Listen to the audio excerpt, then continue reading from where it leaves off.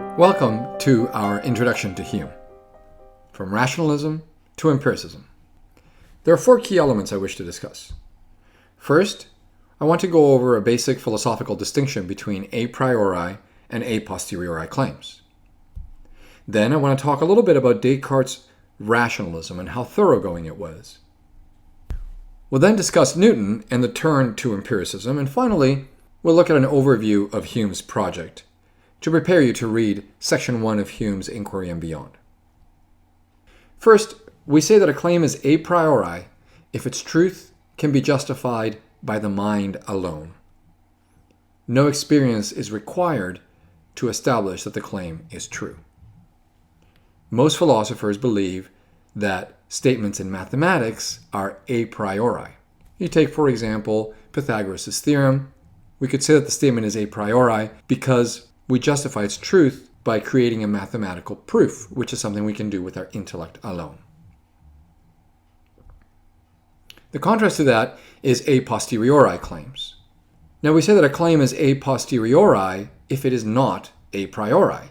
That is, if its truth can be only established by appealing to experience, by which philosophers typically mean experiments or observations. And we deliberately set up these two categories or types of claims so that the categories are mutually exclusive and exhaustive.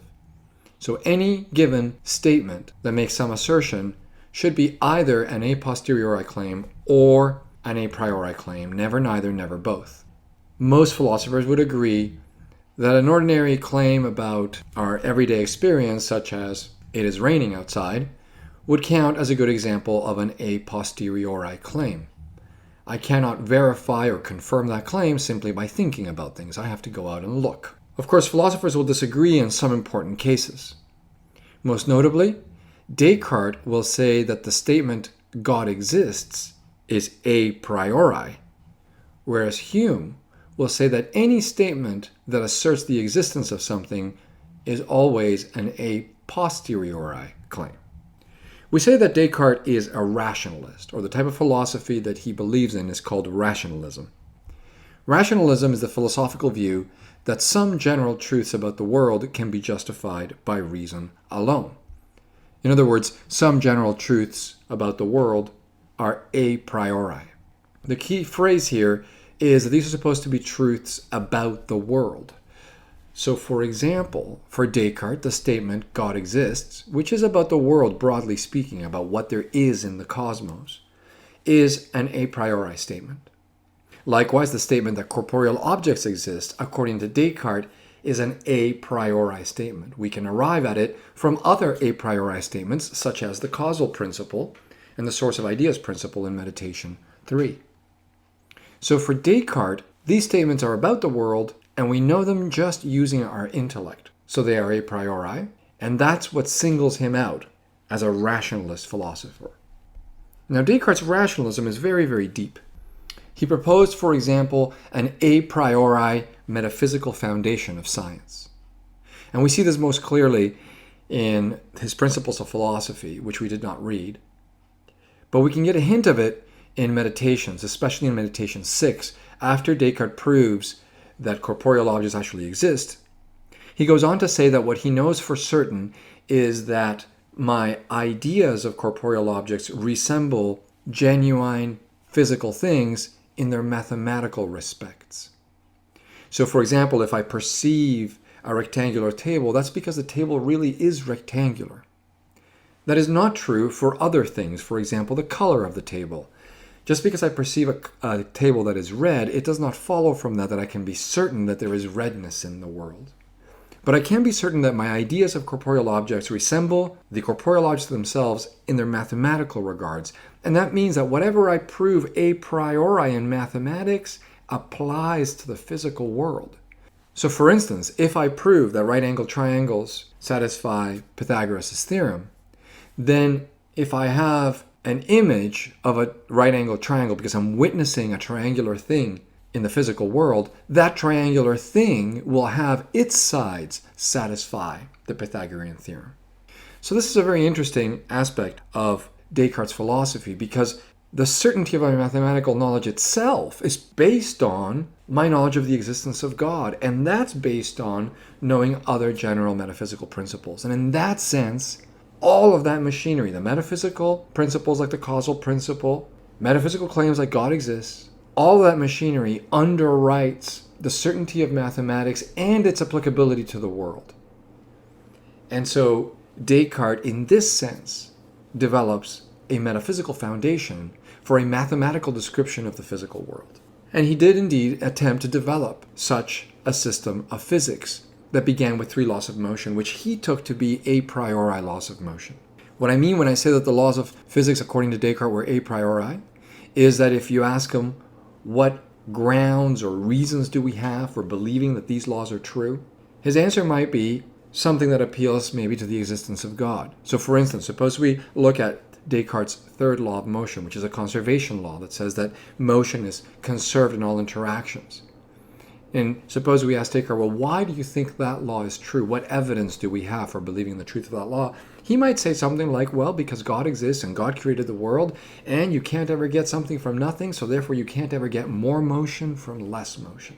And all of those reasons that he gives for justifying a physical law of nature that is a conservation of law of motion are all supposed to be a priori statements in his philosophy. Statements that we can know simply by meditating, simply by focusing our intellect on discovering the truth and avoiding error.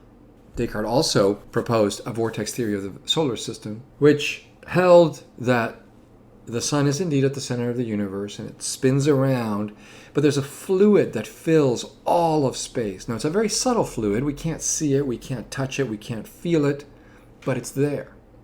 And this fluid is spun around by the sun, and the planets sort of float in this fluid and get carried along by it. And along with a very unique definition of motion, this enables Descartes to say that in one sense the earth moves, but in another sense it doesn't. And this way he tries to avoid basically getting into trouble with the Catholic Church the way Galileo had done. But then Newton comes along. Remember, Newton comes in history after Descartes. Descartes publishes his Principles of Philosophy with a system of physics in the middle of the 17th century, and Newton's work is published in the mid-1680s. Newton explicitly criticized the system of Cartesian physics, sometimes in published works and also in other places that have only recently been discovered. Newton criticized Cartesian physics in its details and also more broadly at its conceptual core. For instance, in Book 2 of Principia, Newton argues against the vortex theory of the solar system by developing basically a system of fluid dynamics that says that as a result of the system of fluid dynamics, which is based on his 3 laws of motion, it cannot be the case that the planets move around the sun in the way that Descartes hypothesized. There are other places where Newton explicitly criticizes Descartes or the Cartesians. And also in one recently discovered manuscript, Newton argues against Descartes' definition of motion. So for us, philosophically, as we take a step back and think about what Newton did, we could say that Newton implicitly showed that a priori knowledge was far more restricted than Descartes thought. Descartes thought we could know all sorts of things, general things, about the universe just by thinking. Descartes was no fool. He didn't think that you could know the boiling point of water just by thinking about it. That would be ridiculous. He thought you have to do good empirical science. But Descartes did believe that you might be able to know, for example, the 3 basic laws of motion just by thinking about it. And it's as if Newton said, well, if you try to do it that way, then you simply get a system of physics that does not work. What the intellect can know in and of itself is far more restricted than what Descartes thought. So this inspired philosophers to ask, well, look, if this is what's going on in natural philosophy, as it was then called, maybe there's a more general point that we can glean from this, that in general, philosophers such as Descartes, who thought we could know all sorts of things a priori, were simply too ambitious. Maybe there are limits to what we can know by merely using our intellect.